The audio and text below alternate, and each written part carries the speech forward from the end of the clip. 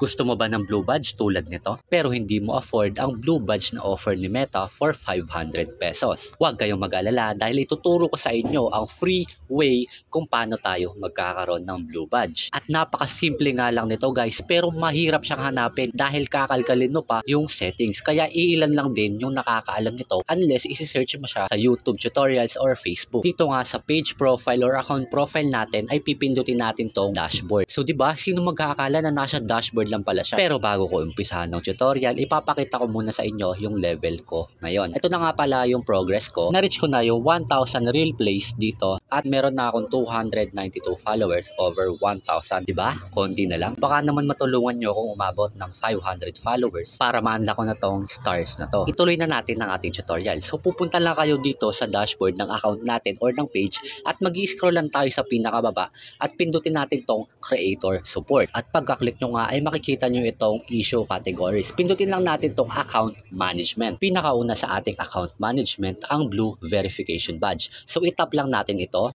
Makikita natin dito ang about verification badges. Baka may magsabing wala naman yan eh. About naman yan sa verification badges. Ini-explain lang dyan yung tungkol doon sa badge na yun. Well, hindi kayo nagkakamali. Pero kung kakalkalin natin ito, makikita nyo ang hidden settings. So scroll lang tayo at pindutin natin tong how page or profiles are verified. Dito ay article lang naman yung nakikita. Pero kung mag-i-scroll tayo ng konti, makikita natin tong fill out this form. So itap lang natin yan. And there you have it guys. Nasa harapan na natin ang fill up form na pwede nyo fill upan para mag-request ng blue badge kay Lolo Meta. Verify nyo lang dito kung page or profile yung gusto nyong i-verify or yung main account nyo na naka-turn on ang professional mode, ilalagay nyo lang yung link dito sa baba. Pero hindi mawawala ang authenticity. Kailangan nyo magpasa ng official documents para ma-confirm ni Meta na sa'yo talaga yung page na yun o ikaw yung gumawa. Examples ng official documents na pwede yung ipasa ay driver's license, passports, national identification card, tax billing, at iba pa. Ayan, dahil student pa lang ako ay pipiliin ko tong national identification card or yung national ID. And dito sa baba, pipicturean yung harap at likod ng ID nyo and ipapasa nyo lang dito. Pindutin lang yung choose file and hanapin yung picture. Pangalawa ay confirm notability. Dito, ilalagay nyo kung saang category nakalagay yung page or profile nyo. Halimbawa na lang na nilagay ko ay digital creator. Syempre dito ilalagay natin yung region or country natin. So ilalagay natin Philippines. Dito guys sa baba, optional na lang yung audience, also known as, and then yung mga links ng inyong social media accounts. Kung gusto nyo ilagay nyo mas maganda. At pagkatapos nun, itatap nyo lang itong send para masend na kay Meta. Siguro mag-aantay tayo ng 24 hours to 2 weeks para ma-approve ni Meta to dahil i-review pa niya ang ating page. Yun lang naman guys at sana supportahan nyo ako para maabot ko na yung 500 to 1,000 followers na kailangan ko para ma-unlock ko na yung star sending. Para magawa yun, i-like nyo lang tong video na to, mag-comment kayo ng kahit anong gusto nyong i-comment tungkol dito sa video na to at i-share nyo. Imbitahan nyo rin ang ating friends na i-follow ang ating profile para sa susunod na mag-upload pa ako ng mga tutorials ay mapanood nyo agad. Thank you ulit for watching. Bye!